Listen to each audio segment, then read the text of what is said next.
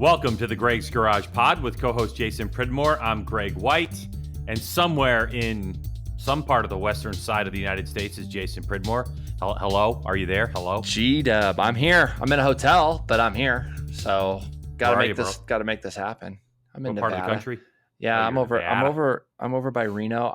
I stopped here so that we could get this podcast killed today, and I had so far a really good week. We went up and rode up at Sonoma on Monday with Z2 track days. Had a really good time. Sonoma. How's the track holding up? It's like surface and all that. I'm not going to say it's better. Yeah, because I'd be lying. It's a bit rough, but yeah, I love that place. Got to hang out with Jay-Z a little bit there. Saw Jake Zemke. And there were some other, there's a few MotoAmerica riders there, just kind of checking out the place, and not necessarily they weren't on their own bikes. Everybody was on like stock street bikes, but we had a fun day. There was 103 degrees. G-Dub. It was warm. Pretty physical track, and it was warm and it was fun. But overall, it was a great time. Thanks to those guys for having me, letting me come out and do some laps with them at Z2. How'd the ankle hold up? It's really weird. I can't race shift anymore. That's the hardest part. Like I can street shift. I can't reverse shift. I can't do it. And it's because, I like to. Anyways, I just can't reverse shift. If I sit on the right-hand side of the bike, I can't downshift it. So if I'm going into a right-hander and I want to get my body set early, I can't do it because my ankle doesn't quite work the way it did before. Really? The good news, it's a bit of a drag, but my fracture, I went to Dr. Ting's yesterday, and my fracture is really good. So my broken leg from Australia is all but healed. That is not my problem. It's my old ankle injury that was affected by this injury, but the healing as far as my fractures and stuff, Greg, are good. So that's positive, but I can't do the simple stuff. I can't golf.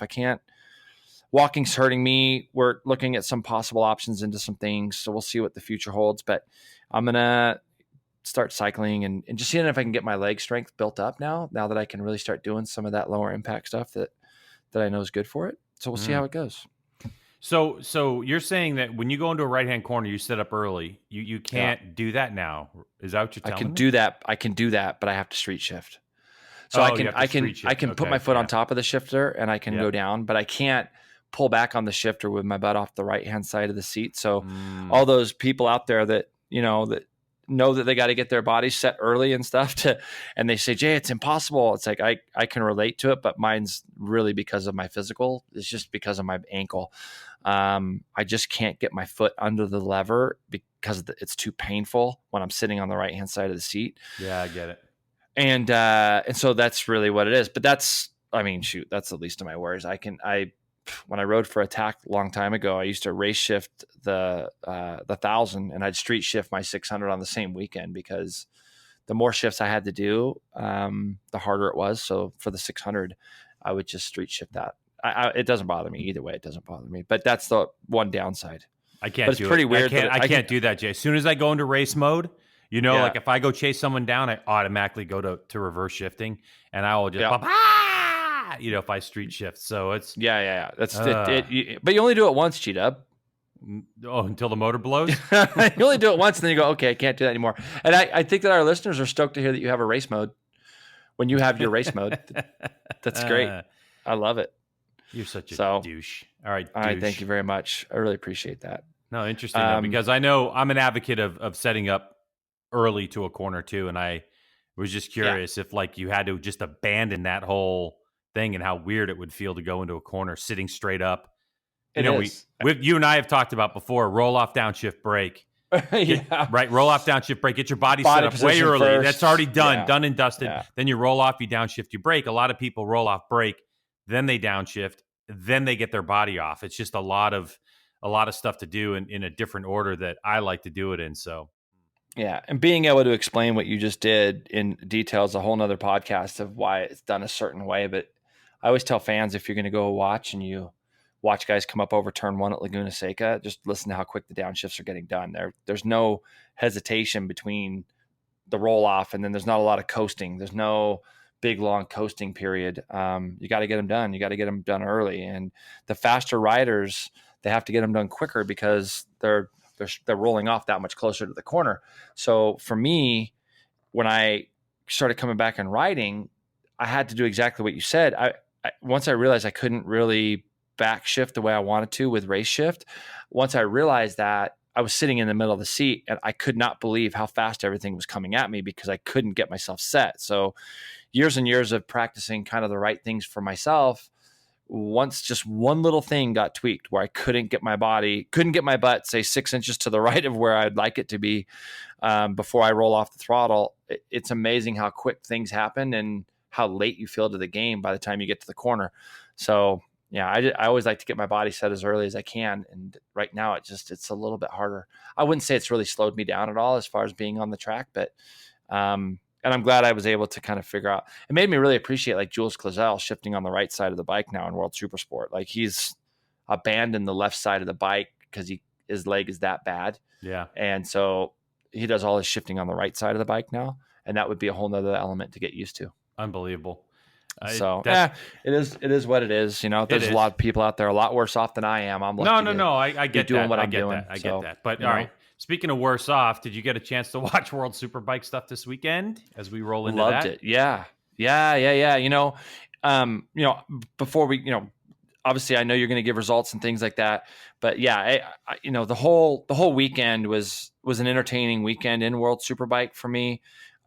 We finally saw, if there is any, we saw a little bit of vulnerability from Bautista there in race 2, as far as him tipping off.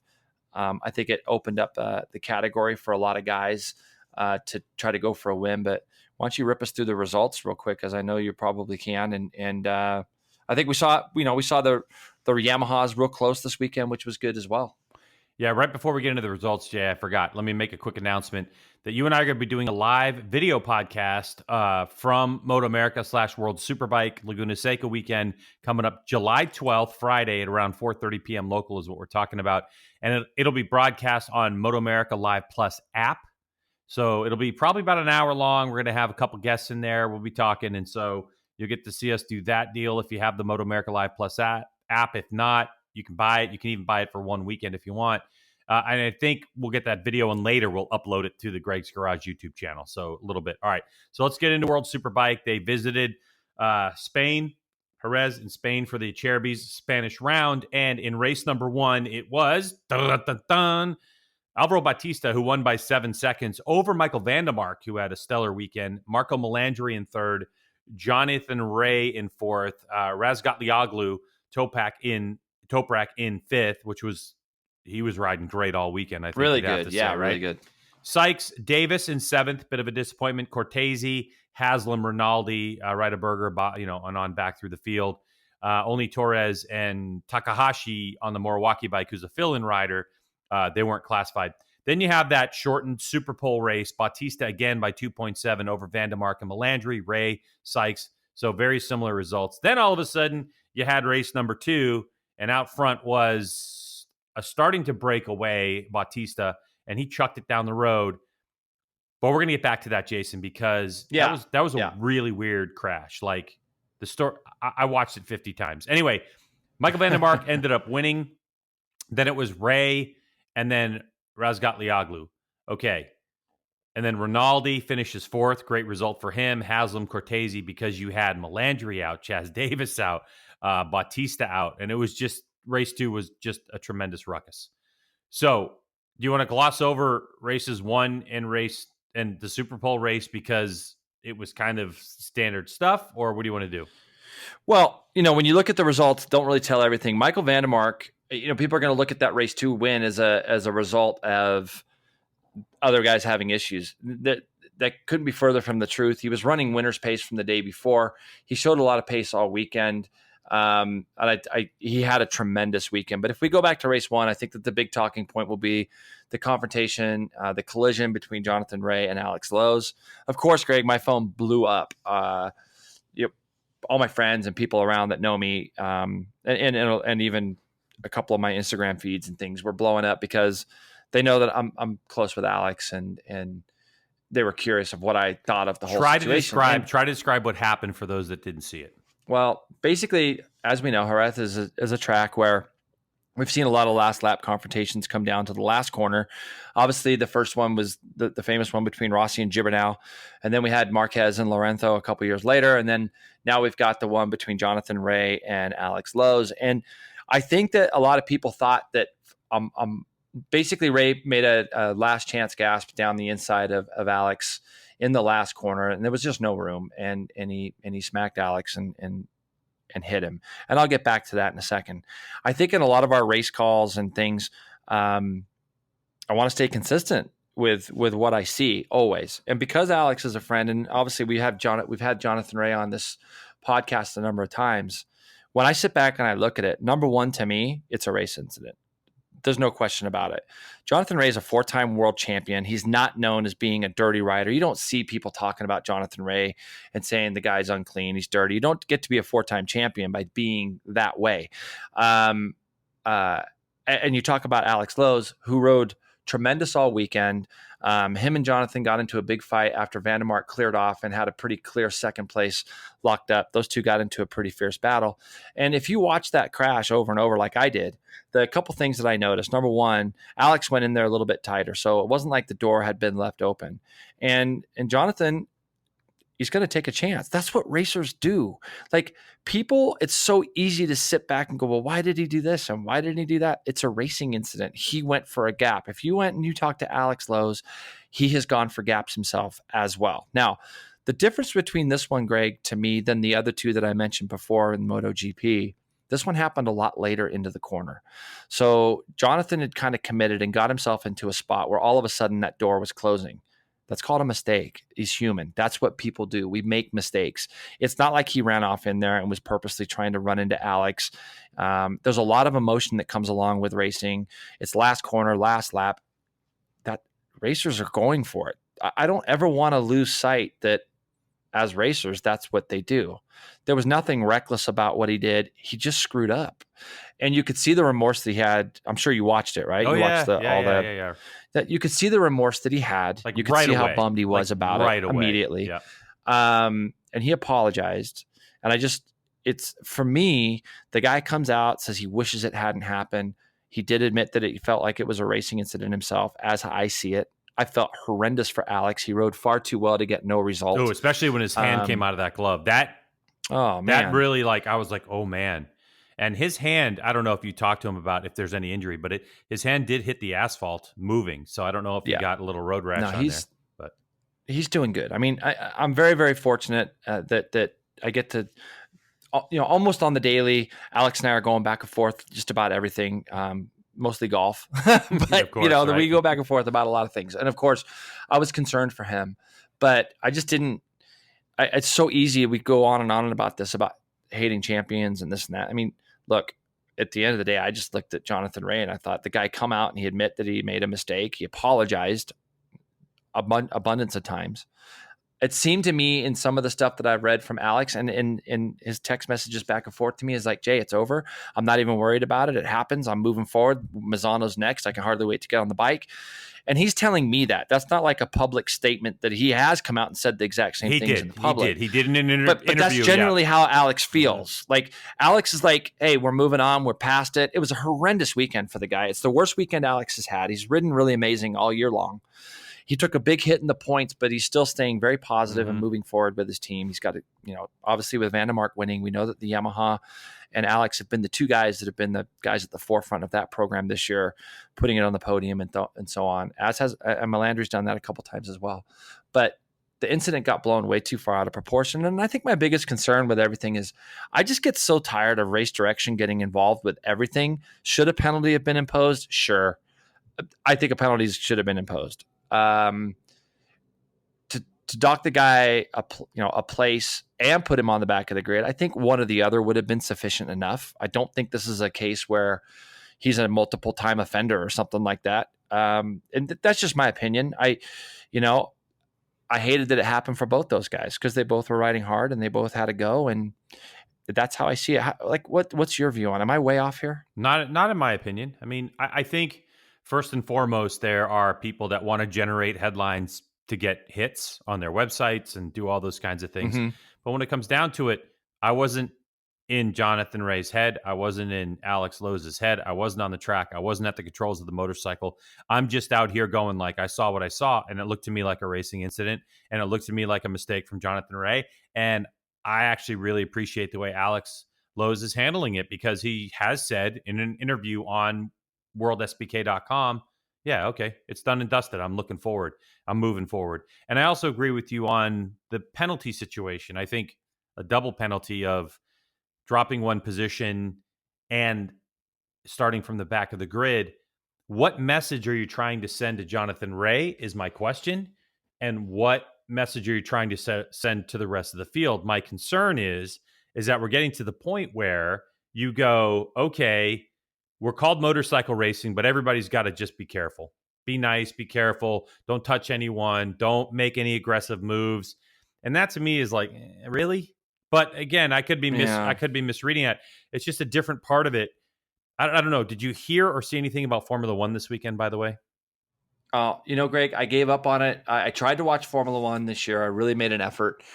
And then after I saw the Monaco race, I'm so bored with it. And I get so tired of it flashing on the screen that this is being investigated. And that's exactly what happened. I heard about and I heard about the Vettel incident. Vettel incident. Again, race direction gets involved. And part of the issue for me when that happens is like, for the fan, you can't, it's not settled for you. It's like you want to just be able to see what happens. They cross start finish line. It's the beauty of the sport. It's the beauty of racing. I don't care if it's track and field or motorcycles or car racing. One of the great things is it's not subjective. Usually it didn't used to be anyway. Now it's like, hey, cross start finish line. It's a little subjective because, well, hold on a second.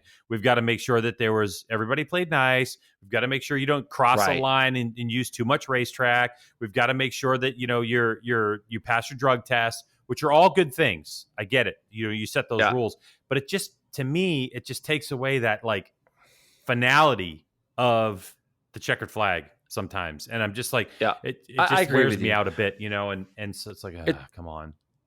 And what's confusing to me about it, Greg, is when you really look at it, when they docked Jonathan the amount of time back he was. So Van der Mark was 7.1 back. And Bautista, by the way, I know we're not talking about that because this was an incident that had happened, but Bautista just rode amazing again and made the bike look amazing.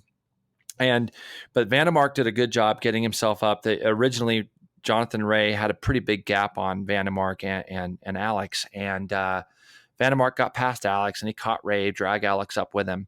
And Van der Mark got by and checked out. And then Alex and Jonathan kind of went back and forth. What's really confusing to me is that you dock Jonathan. And I'm sure that I'm positive that there's stuff in their rulebook says they're going to dock him this much. But when you look at the final results, it says Melandri ends up 19.9 seconds back. And then Jonathan is 20.0 seconds. So it's a tenth of a second that they actually show Ray finishing. And then Rizgatioglu, who almost beat Melandri himself, is 20.1 back. So it's very, very strange. Like, we're just going to dock this guy a position and then we'll make up some time that he's finished behind the leaders. And I just feel like if you dock the guy, like, what would it be, Greg? 2 points, I think. They docked him 2 points. Like, just make the guy start in the back of the grid of the next race if that's what you want to do, or dock him to 2 points, but let him keep his original grid spot. I just don't like that we see race direction getting in the way of so many different issues. So when you go and you look now you look at race 2, and Bautista was doing the business and kind of getting away at the front, as you said. And then I really do believe this, Van der Mark had some pretty serious pace the second day, and Bautista makes a mistake turn one and tips off, right? Loses the front, falls over. Van der Mark does his thing, but just back a bit with sort of, what was it, Greg? Maybe 6-7 laps to go. You see Chaz Davis and Melandri get into each other, and that to me wasn't as much of a mistake as it was just absolutely careless and stupid on Melandri's part. Describe that crash. So yeah, they had basically, I think they had. Yeah. So we were 13 of 18 laps, I believe. So they had like 5 or 6 to go. So yeah, they have 5 or 6 to go, and they're going through, I believe they call it turn 5 there. It's the right-hander that leads onto the big, long back straightaway. Chaz had already gotten in there, and he was a couple feet off the apex of the turn, and it's a fast corner, it looks like, and it leads, it's probably, I would say on 1,000, it's probably, I've never ridden Jerez, but it's, it's probably a third gear corner grade coming onto the back straightaway. They're rolling through there. And basically what he ends up doing is Melandri kind of gets himself into that no man's area of getting up underneath Chaz, and essentially just rides into the side of him to the point where he kind of knocks Chaz on top of Melandri's bike, and Chaz kind of sits on top of Melandri's fairings all the way off into the gravel. And to me, that was just such a stupid error on Melandri's fault, because when you're going through a big, long, fast corner like that, there wasn't any real room to go past the guy. Like there was no way he was going to make that. And it's a judgment error. But when you look at what Ray did to Lowe's in the last corner, it's at a lot slower pace. It's a spot where you think, okay, if the guy leaves the door open a little bit, I kind of got to get my bike and wedge it in there. But in that big, fast right-hander leading onto the back straightaway, especially with 6 to go, it wasn't really a spot that Melandri needed to go stuffing up underneath and then push the point even more. And it essentially just rides right into the side of Chaz. And when I see Chaz's comments on that, very rarely do you see Chaz really fired up. He was fired up about this one because he was actually on pace to get a pretty decent result. And if I'm race direction, I kind of look at that and I think, like, I don't really know what Melandri was thinking in that case. And Melandri just brushed it off as a, like, oh yeah, it was no big deal. It was a race incident. But you clean the guy out. And that, to me, I think he got a 6th place grid spot penalty for the next round by race direction. But to me, that was a lot more careless than what I saw between Alex and Jonathan. He was on the paint. Melandri was on the paint. And it looked to me, actually, if you look at the onboard camera replay, it looked like Melandri tucked the front and then hit him. But they were already so close. It wasn't a tuck the front and like completely like bounce him, clean him out. It was like tuck the front, let's collect 2 motorcycles and another rider, and we're going to go for a ride. It was so I agree. I mean, it seemed a bit careless. It was careless. It was just a bad judgment call. So, well, the throttle works both ways in that case, right? Where you can roll off the throttle, and that's, you see a guy, especially in a fast corner, and you're already on the paint where, like, I don't really know where you're going to go.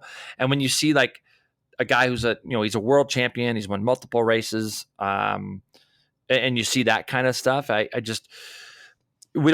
never seen it there. I've never seen a crash there between 2 guys like that ever. And I've watched a million races from that track, and I've never seen that happen before. It wasn't like Chaz was taking some crazy World Supersport 300 swoopy line, starting over the outside of the track. I mean, he was already mid-track, maybe even a little bit closer, and he was on that paint, or just next to the paint, like you were saying, a couple feet off. So that was a crazy one. Now, here's the thing. I looked at Bautista's crash, and there's an onboard shot. I think it was from Ray.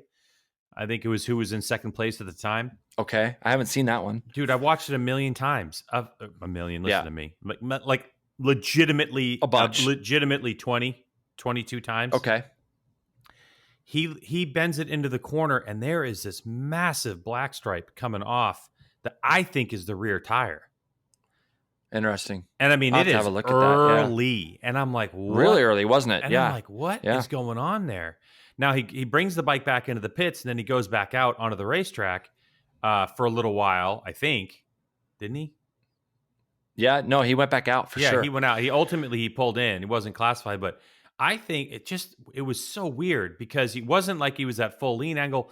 If you go back and look at the onboard of that, I'll be interested to find out when we see each other here in a couple days in Utah as to what your opinion is, because I don't know. It looked like something.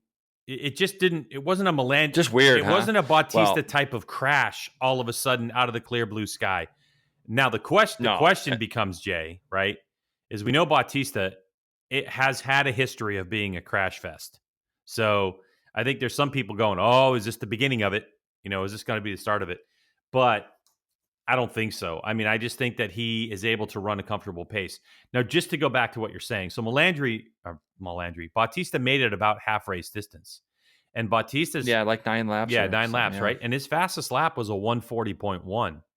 And Van der Mark did a 139.9 ultimately, and Jonathan Ray did a 139.8. So it backs up what you're saying in terms of, that Van der Mark had race winning pace. He had the ability, to be in the mix. And to that end, we're going to talk about something at the end of the podcast. But until that time, I think it's great. I think it's great that we see Yamaha win. I think it's great we see Vandermark win.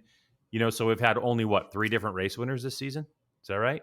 Yeah, no, I think you're right. And that is correct. And it's a tremendous effort, I feel, by Vandermark. And I've rated him for so many years. I just kind of like how he works. I like his whole program. I've been close to him in the Yamaha paddock, just watching how he kind of goes about his business. And that there's a lot of cohesiveness in that garage, on Alex's side and on Vandermark's side. And I think that you hit it also, Greg. I don't think we could take it away from Toprak Razgatlioglu. He rode awesome all weekend. He's a little bit inconsistent for me in the sense that he's a little up one weekend and down the next, but I thought he rode well. Rinaldi, it's the first time we've really got a chance to speak about him, and I hear that they're bringing in Piro, I believe, to ride alongside him at the Mazzano round for the Barney team. So that'll be interesting. Haslam, Cortese, some of these guys got some results, obviously, because of some fallouts.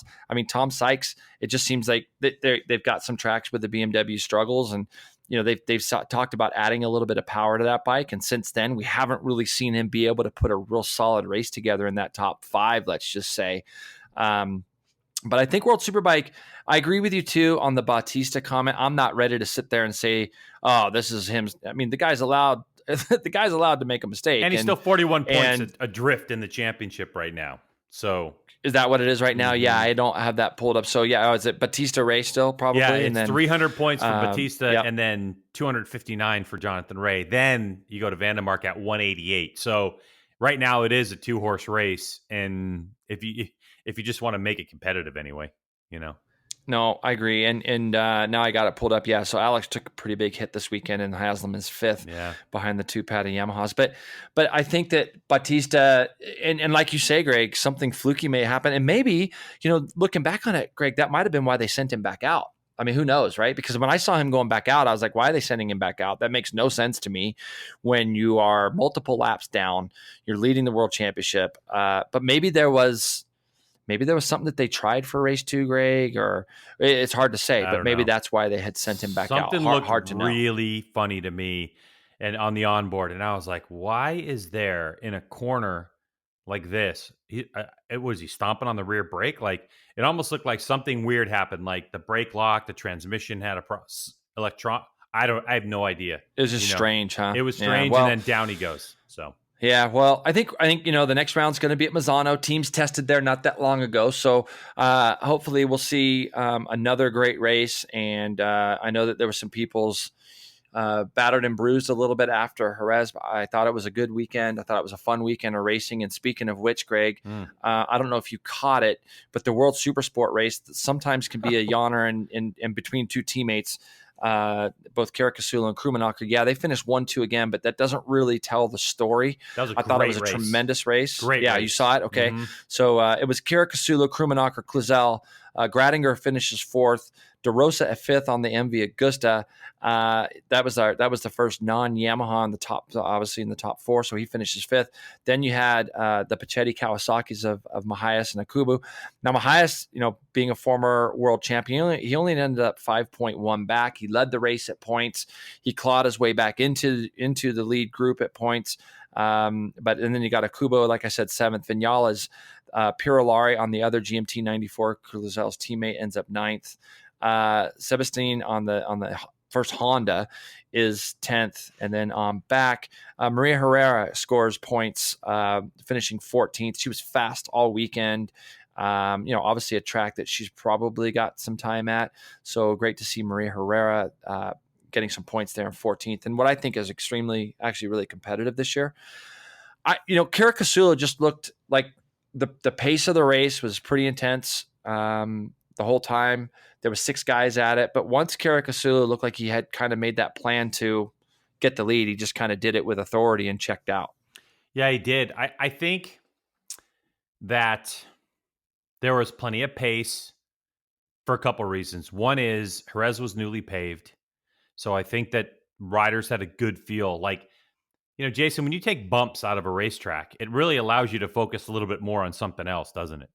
Like when you have brand new pavement and it's done well, you could pretty much go anywhere you want on the racetrack. And I just think that there was an advantage taken by, the top 5 riders, 6 riders really, because Mahias was in there as well. De Rosa, I thought, did a great job, but Caricasulo, he just looked really good. I mean, but honestly, Jay, I really couldn't have called it until 2 laps to go. I really thought Krummenacher or Carica, I really thought any one of the top 5 was really had the ability to win. I thought Cluzel ran a great race as well. Nobody was out front making really big mistakes. No one was really beating each other up and holding each other up. And I thought it was a great race. This Bardal Evans brothers World Superbike team they're just dialed right now, aren't they? I mean, they're just they're great. They seem like they got things together pretty solid. And it's so funny you make comments, Greg, sometimes along the lines of things that I'm thinking, because you got this team, they're doing a great job. And right now for me, with some of the murmurs that I've heard about some new 600s coming out, for me right now, I really do believe that we're in a time where it's important for other manufacturers. I'm happy to see MV Agusta still sticking it in there. I'm happy to see Kawasaki still sticking it in there. Even in MotoAmerica, we've got some Kawasaki's on the grid for our series as well. And I think that we're just kind of an important stage of where our 600 is going to go. And when we see a race like that, it's really encouraging, because the 600 races, even when we looked at Moto 2 in the 600s that were being ran in them the last few years, the Honda 600s, the racing hasn't necessarily been the most exciting. But this year, I think that we've seen more close racing, and I'm hoping that that's going to blend itself into a manufacturer or a couple of the manufacturers possibly stepping up and building some new bikes, because you got 6 or 7 or 8 guys now that are really capable of running at the front. And I agree, that race, the thing that I liked about it the most was there was not really any big mistakes. There wasn't a lot of bashing. It was just good, hard, clean racing. And at the end of it, all the riders looked pretty stoked about it at the end when you watched them on the cool-off lap, even though, they might have finished 3rd or 4th. Gradinger rode great. He was 6th for so long, and he kept chipping away. He gets himself up to 4th right behind Cluzel. But the riders looked like it was very enjoyable to watch. 6 riders, 6 different leaders, in this race. Yeah. Mahias, Krummenacher, Caricasulo, Krummenacher, Cluzel, and Caricasulo all led at one point during this race, which was fantastic. It was actually the first time that we've seen Mahias lead a race this year. So he's got 2 laps that he led. So far in the season, you have Krummenacher, who's led 39 total laps. But in that race, Krummenacher led 12 of those 19 laps. And that's why it was like, Krummenacher looks to be in control.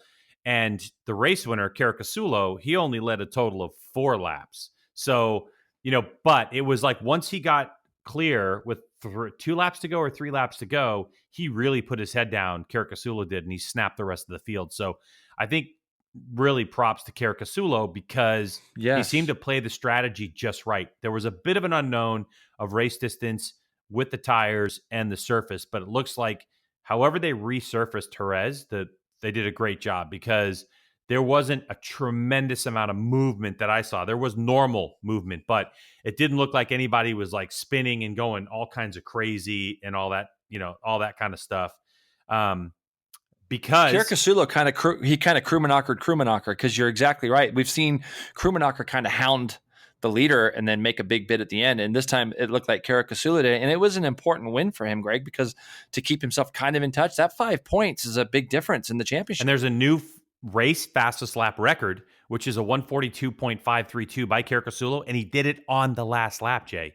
So crazy. He did that really defending. That's what's great, right? Yeah. It was good. But does it defending? But listen, you want to talk about close racing? Forget about it. All right, we've got to talk about World Supersport 300, because they had 2 races. Yeah. They had a makeup race, and in the second race, the margin of victory was 19 hundredths of a second, with third place 48 hundredths of a second. It was a photo finish in the second race. But let me go over just real quick in the Supersport 300. Yeah. And the reason we talk about this is because, 1, we love close racing, and 2, because it mirrors, or, it is the standard set for our Liqui Moly Junior Cup class here in MotoAmerica in the United States. Correct. So Garcia, who is from Spain, who is kind of clearing out in this championship, he's got 88 points to to Scott. I don't even know how to pronounce his last Scott name. Drew. Drew, yeah, he's got 56. Yeah. So it was Garcia, Drew, and then your reigning champ Anna Carrasco in race number 1. And that margin of victory was 0.054. Carrasco was 1/10 behind. So that was another close one. Gonzalez was 0.3 of a second back and on through the field. So great. I mean, spectacular racing. The one thing I will say is, let me think what race it was. It was race 1. Okay. I don't know if you saw it or not, but Gonzalez. I watched him. Gonzalez of the Park and Go Kawasaki. He thought start finish line was back where the starting grid line was and was celebrating victory when they crossed the line. I know. Did you see it? I felt bad for him because, again, they all kind of came across the line together. Carrasco came out of the last corner in 4th, and she was drafting and trying to get to that line, and you saw him kind of sit up, and then maybe made the call a little bit too early. Well, there's a famous photo. You can actually see the top 3 cross the line. Like it's a head-on shot, but you can see the finish line. And he, meaning Gonzalez, has his hand in the air before start-finish line cheering. And you're like, oh my gosh. Hey, dude, there's 3 bikes ahead of you that already crossed the line, and you're not even there yet. Like, hey, by the way, right? Hey, by the way. And it's happened. He's not the only person to do it, not by any stretch of the imagination. No. I mean, there was an incident this year where I was telling you Lorenzo was battling with who? It was Pol Espargaro, and Pol stopped a lap early. He came across the line and he rolled off, and then he ended up finishing behind Lorenzo. So it happens. But no, it does happen. And great wasn't it like? Do you remember when Giovanni Busai was leading at VIR and on the white flag lap he thought it was a checkered? Yes. Do you remember that? Yes, I do. And he's like, he's waving to the corner workers in turn 1. Then the field starts coming by him, and it's like, uh-oh, what just happened? Oh, yeah. And he ends up I think he finished 4th, which is just, I think he did. I have to go back. I mean, you're so much better with stats than I am. But the World Supersport race is just, it's always great to watch. And like you said, you got Gonzalez leading now with a pretty good lead. And Drew had a bad second race where he didn't score. He crashed in turn 1. So 88.56. You got Garcia in 3rd now in the points. Jonig on the KTM. He's the first KTM. So when you look at it right now, and by the way, the reigning champ Carrasco is 48 points back in 6th. Yeah. She had a kind of a bad start to the season for her. So she did. She had a no finish. She had a fall. I believe it was at Imola. She had a fall. And right now, that's what this kind of championship, when you look at it, Gonzalez right now, I don't think he's had a bad result yet, let's say. Everybody else has kind of had one of those results that they got to pitch out. And unfortunately, that's going to be a championship of consistency, no question. So moving on, Greg. Yeah, good weekend in Jerez. I enjoyed it. I enjoy watching all those races. Kind of missed 1,000 Superstock, honestly. Used to like watching that race too. It's not there. But anyways, moving forward, Greg, this weekend, of course, we're going to a track that you've obviously ridden at when you did the BMW Cup in Catalunya in Barcelona there. MotoGP back. And I think that there's a lot of interesting happenings going into the weekend. When you look at the last 2 years, the person that's won at Mugello has gone on to win this race as well. So Dovi did that double 2 years ago, and then last year Lorenzo did it, where he obviously made he was making a big push on the Ducati, and he goes to Barcelona and wins. Yeah, right after he signed the Honda deal. Remember, that was right after he signed the Honda deal. All of a sudden, he goes back-to-back wins, and it was like, oh my God, what just happened? Yeah. So what you're saying right now is that Petrucci is lined up from the stars anyway to possibly win this. That was my question, G-Dub. That was my question. Are you? No. Would you stick your neck out for that one? No. We talked about this last weekend, and it's not because he doesn't have the ability, but it's because he's like, right. Because now he doesn't have a contract for 2020 yet, right? And he's going for the factory ride for 2020. Yes. So he's already publicly said that he's going to help Dovizioso win it. But Jay, I hate to break this. I hate to bring this up, bro, but I have to. Okay, I'm gonna cast your mind back a number of years. Okay, I want to say it was 97 or 98. I can't remember. It was right. Well, I don't remember either. We're in Las Vegas. You're racing for Suzuki at the time, Hypercycle, I believe, at the time. There's a battle in the championship, and it was, let's see, who was on Yosh at the time? It was Pascal Picat. No, Pascal Picat. Yeah. Pascal was in the championship, he was, and Team Orders, right. Team Orders came by and said, roll out of it because we want Pascal to win this championship.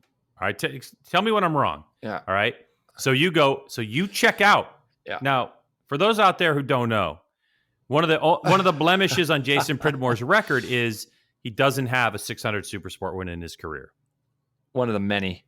Nah, just say that. I mean, one of the many. Anyway, all right. So anyway, yeah. Your dream is out there. It's out. You're gone. You checked out. You were gone. Well, it's easy to say that. I probably would have got reeled back in. The story's not done yet. The story is not done yet. Okay. The Aaron Yates part of the story is way better than my side. So you roll off the throttle because you got Team Orders, and Yoshimura Suzuki's Aaron Yates doesn't give a shit, and he just passes everybody and wins the race. Well, no, do you remember? And I was brokenhearted for you, bro. He let off on the last corner. Yatesy got by because what was funny was the way that story actually really goes is if you remember, Greg, if you remember the story, the funny part was I was nowhere to be seen that weekend. I struggled, and so there was a little meeting, and there was a lot of Suzuki riders, and the premise was if there's a way that kind of chip in and help, that would be great. Miguel was leading championship, or he was right there with Pascal or whatever it was. It was close. It was really a bit foggy close for me, but I was like, yeah, they're having a laugh talking to me because I think I qualified 9th or something. But as he always did, Carl Stryer, my crew chief back in the day, literally 20 minutes before the race, my front end of my bike is laying all over our garage floor, and I'm like, do I race in 20 minutes? Or he's like, just get out of here, go get yourself changed. I said, oh boy, and he found that magic spot, and the bike was amazing. And all of a sudden I went to the front laughing like, wait, this is not even in my playbook because I wasn't expecting that to happen. And I remember looking back a couple times and Miguel was right behind me waving at me because he kind of knew what was going on, and I got on okay with Miguel. But yeah, I kind of, so you've been down this road. All right. The bottom line is Petrucci at this stage, do we really do this at the 7th round of the year of 18? That's my point. That's my point. No, you've been involved with Team ridiculous. Orders, okay, when that was a manufacturer, right? So you have to imagine if Petrucci is of that mindset, you still have a host of other Ducatis, maybe one of which, can make a difference at this point, in terms of Jack Miller, if he can make it to the end.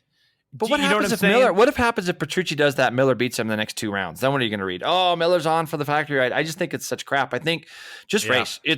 Look, Petrucci's not out of the championship. It's 7. I don't even know how far back he is. I'm telling you that, but it's 7th round of 18.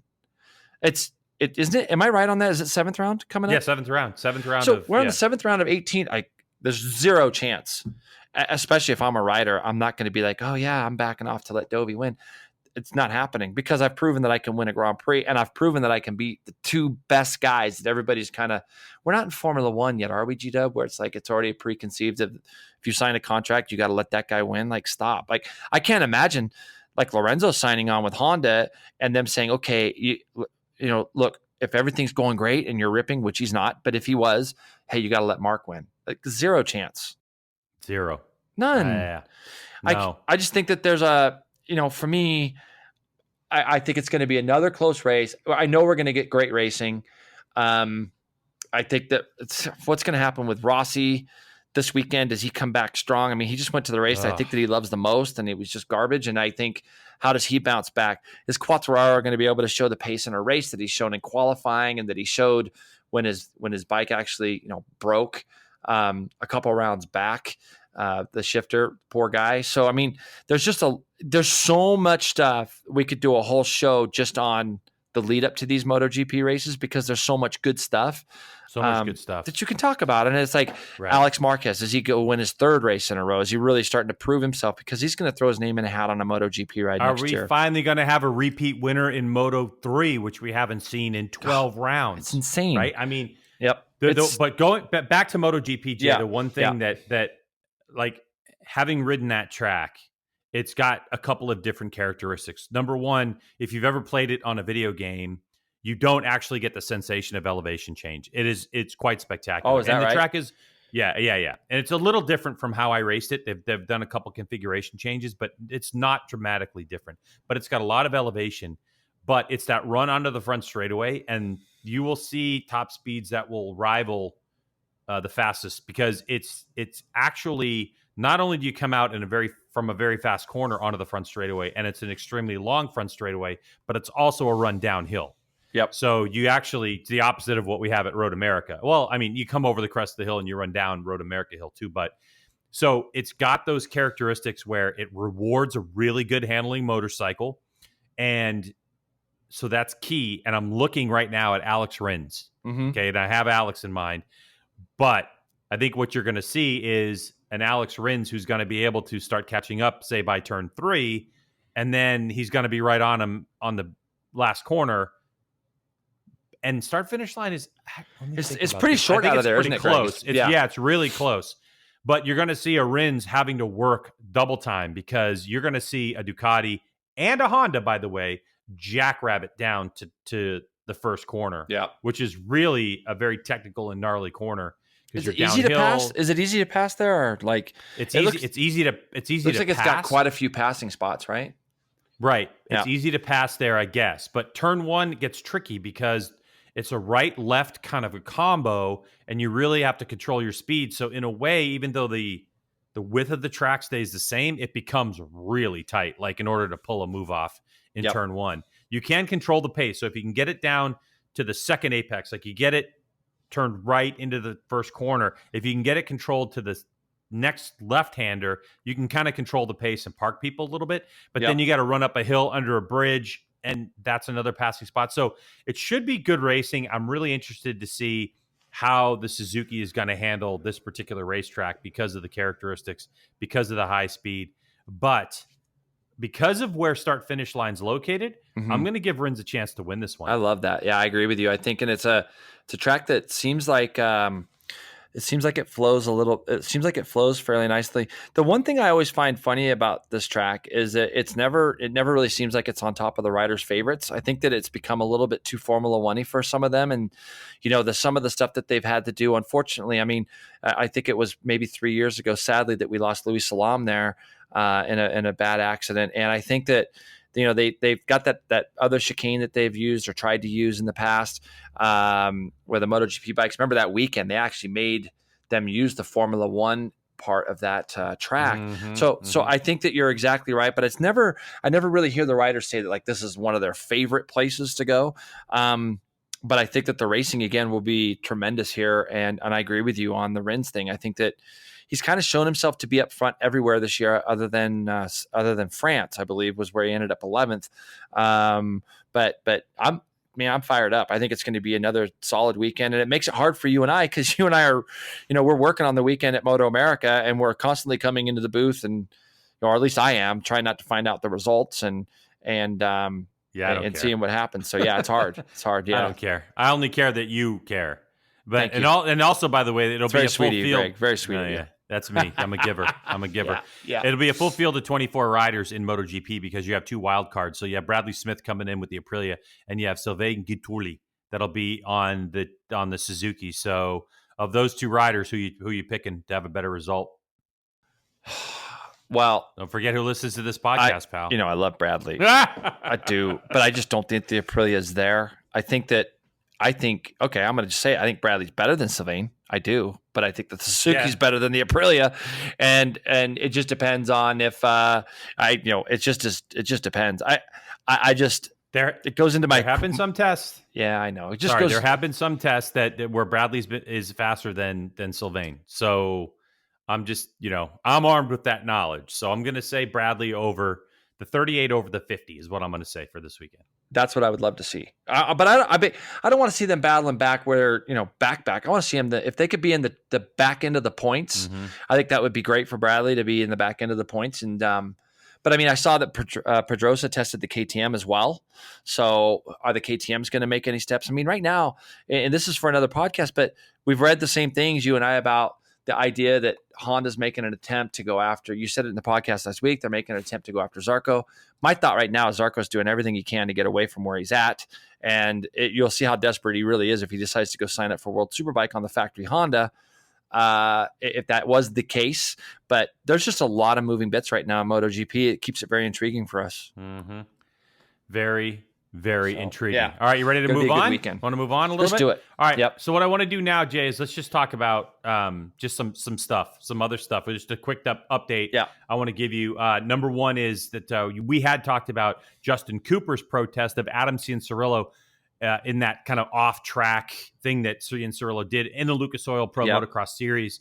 That was from June 1st race in Colorado. Well, the AMA Pro Racing has dismissed the official protest, which I know you were kind of like, why is he protesting anyway, right? It shocks me. That kind of stuff, just like, I don't get it. It's so obvious to so many. Okay, maybe you're going to get rallied around by your friends and your teams, but like Adam Cianciarulo is the last guy I would pick in that whole series. And I don't know all those guys, okay? Mm-hmm. But just by his demeanor and the integrity that he shows, even when it comes to his interviews and such, he's the last guy that's going to try to cheat. He's the last guy that's going to try to like gain positions. He knows how the game works. If you go back and watch it, not only did he get on the track, he sat on his seat and kind of like even created more of a space. The fact that Cooper got ran down and then screwed up and then tried to win the race off track, it's just so bad. Yeah, anyways, it was just it was a little whingy. It was a little whingy by Cooper. It was very well put. Right, so that is that. All right, in the Mopar Canadian Superbike Championship, Ben Young won on the BMW S1000RR. He dominated the entire weekend. JP, congratulations to Ben. But check this out. This is 4 losses in a row for reigning champ Jordan Zoke. Now that hasn't happened dating back to, or by the way, that's 4 races in a row, like dating back to last season, right? But Jay, that hasn't happened since 2011 championship run of Brett McCormick. You remember old B-Mac. Wow, what a cool G-Dub, these stats you're pulling up are amazing. It's like do you have a staff that helps you with this? Because this is good stuff. Like when you look at Jordan Zoke and you think of everything he's accomplished up in Canada, and I know that Canada doesn't really get the recognition in their championship that obviously that all the other series in the world do. But the fact that the guy can grind it out year after year, and what has he won? 12 championships? Is that what you said? Yep. 12? Yep. Yeah, it's great. I mean, I remember Crevier won a bunch of championships up there and so on. But I think the bigger thing would have been if we would have said 5 years ago, is there a guy coming along, or is there somebody that's going to come along and beat Jordan? Who would it be? I don't know if Ben Young would have been my obvious pick, but awesome for Ben to go up there. He's riding that BMW S1000. I follow him on Instagram, so I get to see some of his posts. I've been a little bit off the social media kick for about 3 weeks, trying not to be on my phone so much, so I didn't know this.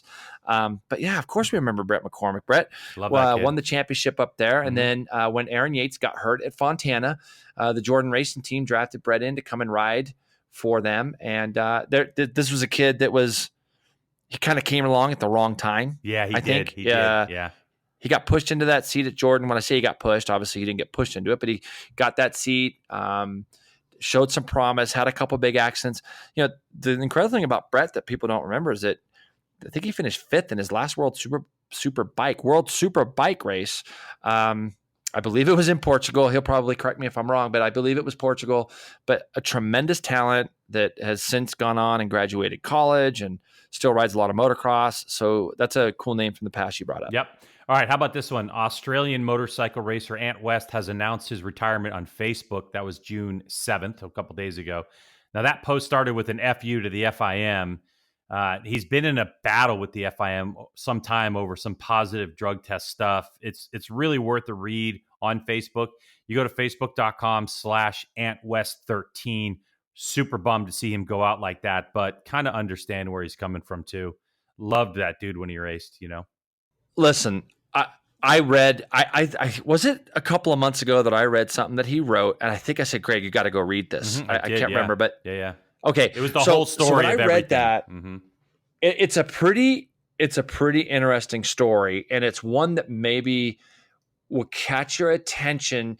We hear so many athletes from so many different genres talk about how USADA and some of this other stuff. Is it USADA? Yeah, Greg? USADA. Is that what it is? Oh no. Yeah, WADA, the World Anti-Doping WADA. Agency. Yep. World Anti-Doping. We've seen a lot of these things, and if you look at even the Brock Tickle case, it is a joke because they don't just take control of. Okay, Greg, we found a positive test.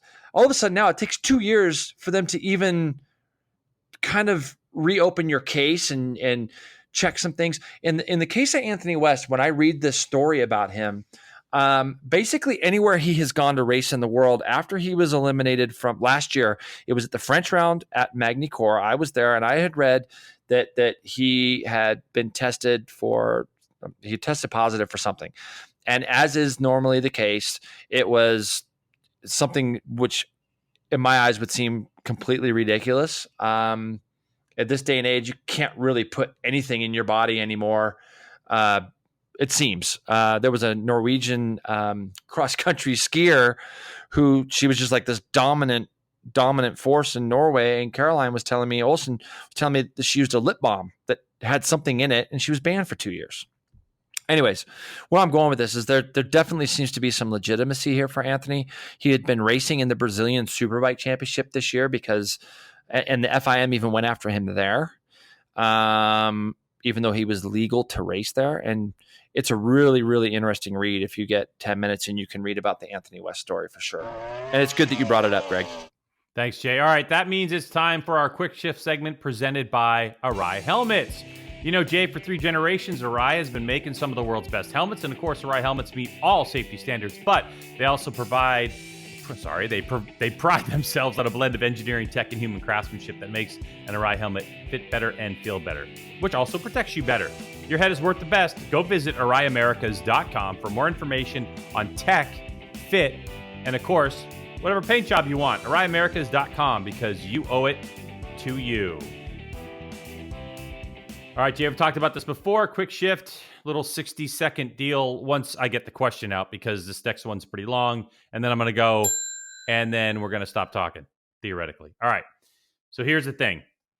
JP, Twitter lit up, as you'd expect, after the World Superbike race.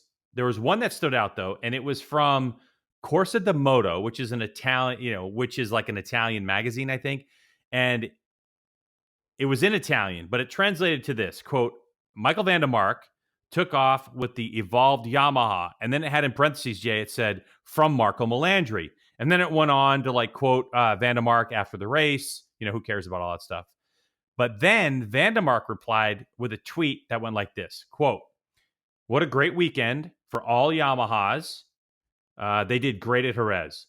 But to say it's all because of Melandri is a bit disrespectful for all the staff who worked 24/7 on this project and already had these ideas to improve our bike. We would have been here even without number 33. And then he tagged Paolo Gozzi, who's the editor of this Twitter account. So, look, what do you think about van der Mark's response? And do you think that he should even be responding to those things? What do you think? Well, first off, I love it. We live in a society now where people can just say whatever they want, and I think that every now and then you got to call people out on their BS. I know that this is something that you and I have spoke about a lot over the last few years. I never really respond to too much in the way of heavy criticisms, unless I know it's a mistake that I have made, and then I will respond of hey, I made a mistake, I screwed up. I love that he called this guy out. I love it because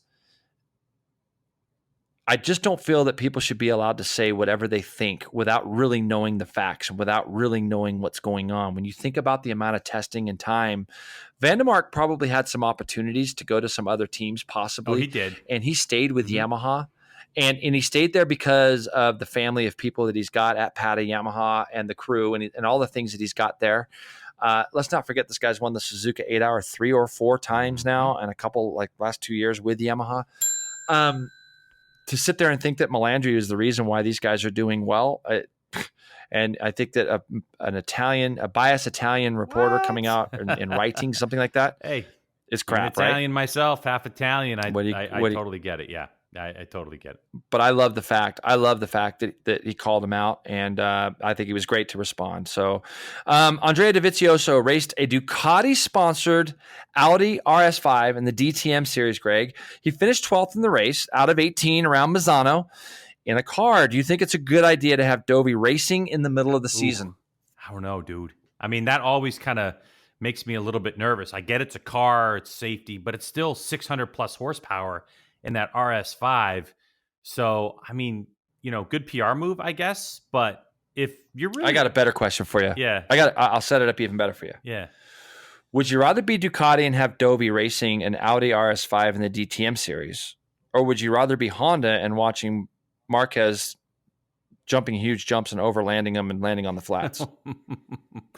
That's a tough one to answer because we know that one's training and the other one's for fun. So, correct. Boy, oh boy. The car seems like it's probably pretty safe. I mean, I guess. yes, but anything can happen. So anything can always happen. And you know what? Now we're talking about the past anyway, and nothing did happen. And he finished 18th, and he learned a lot, and he did all those things. So I guess given time and perspective, like everything else, good for Dovi. Go have some fun in the middle of the season. Good for Dovi. Have a little bit of fun. And let's not forget, Ducati was sponsoring it, so they were getting something out of that as well, 100%. Right? And it's not like you could say, I got to wrap Dovizioso in bubble wrap because he's in a championship when he's not around the racetrack, because inherently what we do is dangerous anyway. So, all right, whatever. All right, GP1.com reports that Jorge Lorenzo, actually a lot of people are reporting this, by the way, that after the Italian GP, he got on an airplane and he flew to Japan to HRC HQ to have a chat with the engineers. Now, he was quoted as saying, quote, "My trip to Japan was very interesting, and we were able to work on many things. Some will help us this weekend and others in the future." He also went on to say, "We will test on Monday. I can't wait for that day to come," unquote. Now, remember, Jorge said that the RC213V, that it needed to be changed to make it easier to ride.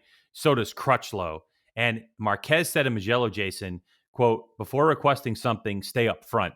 So what do you think about that move I know, but what do you think about that move of Lorenzo, dude, getting on an airplane and just knocking on the door of HRC saying, hey, can we have a chat? Well, what do you think? Well, look, first off, I love it. I think it's funny when he writes, when the quote starts off as, "It was very interesting," because that usually means that there was probably some, we might be able to do this. No, we're probably not going to do that. Hey, Jorge, you want to ride World Superbike? I mean, who knows what? Now you're just starting. You're just stirring the pot there, right? Dude. Yeah. Hey, I said it last week too. Who knows, right? Knows? But I'm saying that when he says that he can't wait till the test comes on Monday, that just kind of makes me feel like he's going to go through another crappy weekend on the Saturday, Sunday, and then they're going to test something Monday, and then he'll go on about how magical it was and it's going to be great at the next race. Like, the other thing, Greg, for me, and where have we got lost on this? I don't know. I don't want to make this longer than it is, but what's wrong with making a bike good for two riders? Like, I don't know. Are they that far apart? Like, you know what I mean? Are they that far apart where you've only got that one guy, and like he's the guy that's going to be doing everything? I get it. Marquez, he's got a great setup. He's got a great crew and a great team, but we're talking about Honda. We're talking about Ducati. We're talking about these big factory teams. Well, if you're going to hire a guy like Jorge Lorenzo, don't you want to make him happy? Right. Don't you want to make him right? It's shades of Stoner being the only person that could ride that old Ducati, right? Yeah. So it's like, and it kind of stayed that way forever. And it was just like, okay, got it. One guy can ride it, but how much money did that cost Ducati? Just that in and of itself, of like all these guys they hired that couldn't ride the bike because it was set up a certain way. Like, don't you think that you go down there's no way that these guys could have come into hiring Jorge Lorenzo, somebody that's won 4 MotoGP World Championships and has tremendous amount of success, and say, well, we're just going to make him ride Marc Marquez's bike. That's what we're going to do. And he's going to be great. There's no way that you sign on a guy like that thinking that way, is there? I mean, I wouldn't, especially if you're rolling out the checkbook like I think they had to get him away from Ducati. I mean, I don't know. Crazy. Just crazy. Yep. All that stuff is great. All right, listen, race calendar time. Go out and watch some racing, people. This weekend, we're at Utah. All right, that's MotoAmerica. Flat tracks in Loudon, New Hampshire. Loudon, huh, JP? Oh, man. Memories. Memories. AMA Pro Moto. Yeah. AMA Pro Moto. By the way, my first top 10 finish in AMA competition. Oh, God. Would you stop 12 finishers? Let's go. Come on. Keith Marquez. By the way, I beat one of the Marquez brothers. Isn't he related to Mark or Alex? He's good, dude. Yeah, right. You wish. All right. Anyway, AMA Pro Moto is in Mount Morris, PA, MotoGP in Catalunya. So if you get on an airplane, go. BSB, Brands Hatch. That'll be a good race. Full gas sprint enduro, in Bristol, Virginia. Moto Trials in Howard, Colorado, and so much more. So make sure you check that stuff out. So again, Jason and I will be in MotoAmerica this weekend in Utah. It's a 2-day event. It should be fast and furious all weekend long. You can check out our coverage on the MotoAmerica Live Plus app. On Fox Sports 2 on Saturday, we'll have a 1-hour show on Superbike. On Sunday, it'll be in our normal 1.5 hour show. So make sure you check out what time it'll be on FS2 in your area. Next week, we're going to talk about all kinds of stuff because there's a lot of stuff to talk about. Right, Jay? Yeah, it's going to be a lot of stuff, Greg. I'm looking forward to another fantastic weekend. I'm driving to Utah, so I've only got about 6.5 hours to do tomorrow, so I'll be there early. You're flying in Friday, are you? Yep, Friday. So I'll see you Friday afternoon at the racetrack. All right, buddy? Looking forward to it. Thank you to everybody. And G-Dub, thanks for the stats today, man. You killed it today with a couple of those. By the way, the Canadian thing was just from a press release.